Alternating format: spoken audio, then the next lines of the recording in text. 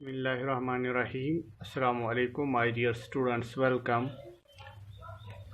In today's lecture, we shall discuss today political globalization.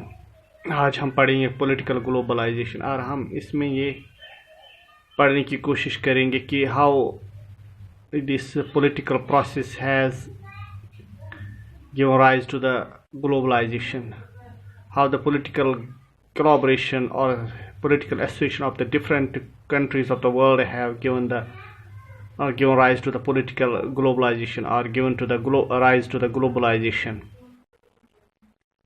How political initiatives, political initiatives has given rise to the globalization. Let us discuss it.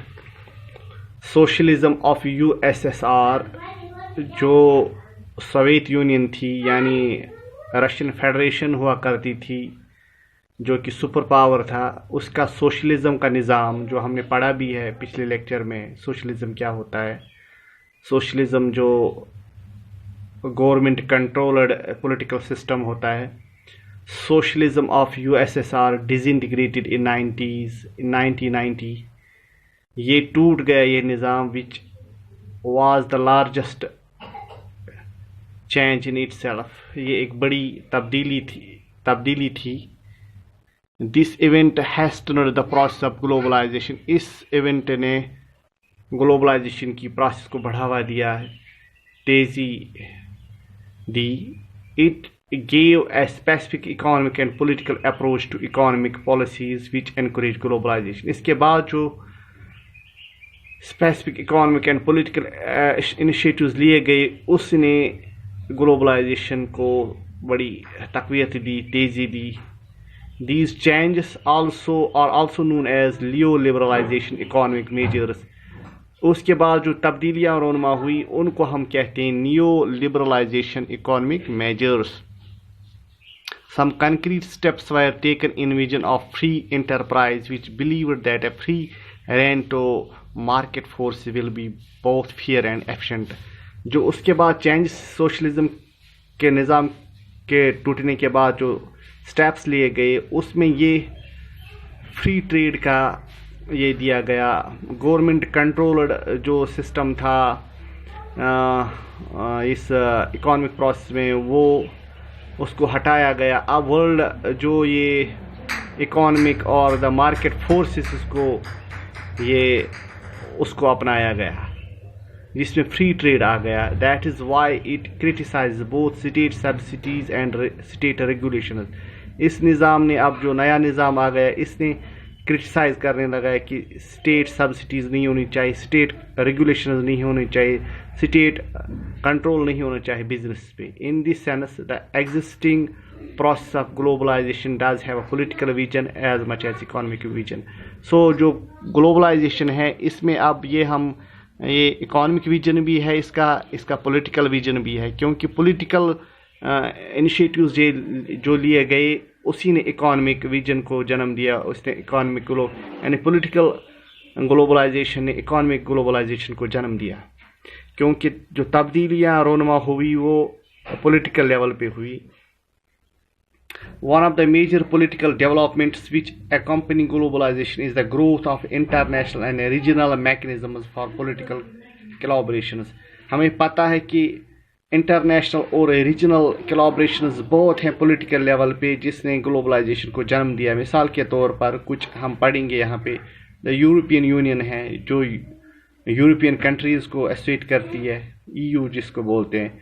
The association of south east Asian Nations, ASEAN जिसको हम बोलते हैं, जो south east Asia है उसको control करता है। उनमें आपस में एक कोलैबोरेशन है। South Asian Association for Regional Cooperation है, ये कॉपरेशन है, सॉरी, सार्क जिसको हम बोलते हैं। South Asian Federation of Trade Association, SAFTA जिसको हम बोलते हैं। ये कुछ एग्जांपल्स है, ये पॉलिटिकल ग्लोबलाइजेशन, पॉलिटिकल एसोसिएशंस की एग्जांपल्स है रीजनल लेवल पे। The other political dimension which come in front due to globalization is the rise of international government organizations, IGOs, and international non-government organizations. दूसरा dimension है जो world level पे एक associations बन गई या कोलैबोरेशंस बन गई जिसने ग्लोबलाइजेशन की प्रोसेस को, पॉलिटिकल ग्लोबलाइजेशन को जन्म दिया। उसमें इंटरनेशनल गवर्नमेंट ऑर्गेनाइजेशंस हैं, यानी यूएनओ है, उसकी जो एफिलिएटेड एसोसिएशंस हैं उसमें वो आती हैं, and international non government organisation जो गवर्नमेंट से मुंसलिक नहीं है, मिसाल के रेड क्रॉस है, ग्रीन पीस है, ये है, इसी तरह है एमनेस्टी इंटरनेशनल, ये नॉन गवर्नमेंट ऑर्गेनाइजेशन में आती हैं। And intergovernmental organization is a body that is established by political governments and given a responsibility for regulating or overseeing a particular domain of activity that is transnational in scope. इस government organisations जो होती हैं ये government सतह पे मुंसलिक होती हैं, collaborate होती हैं, एसोसिएटेड होती हैं, और इनको एक कुछ खास काम वर्ल्ड लेवल पे सौंपा जाता है। मिसाल के तौर पर हम मिसाल लें वर्ल्ड ट्रेड ऑर्गेनाइजेशन की, WTO की, is one of its examples which regulate the world trade. इसको एक खास शोबा दिया गया है कि आपको WTO को वर्ल्ड ट्रेड को देखभाल करनी है, उसको देखना है। INGOs यानी non government organisations are the organisations which are not affiliated with government. जो नॉन गवर्नमेंट ऑर्गेनाइजेशंस है इंटरनेशनल लेवल पे वो गवर्नमेंट से मुंसलिक नहीं होती है, वो कुछ एसोसिएशंस खुद इंडिपेंडेंटली उसको बनाते हैं, रादर आर इंडिपेंडेंट, ये इंडिपेंडेंट होती हैं। Examples are Greenpeace, Red Cross, Amnesty International. ये हमने पढ़ा थोड़ा पॉलिटिकल ग्लोबलाइजेशन के बारे में, जिसमें हमने पॉलिटिकल ऑर्गेनाइजेशंस वर्ल्ड लेवल पे जो एसोसिएट करती हैं मुख्तलिफ ममालिक को, मुख्तलिफ ममालिक के एसोसिएशंस को ये डिस्कस करती हैं या देखभाल करती हैं। तो ये था पॉलिटिकल ग्लोबलाइजेशन। इंशाल्लाह कल नया टॉपिक हम डिस्कस करेंगे, तब तक के लिए अस्सलाम वालेकुम।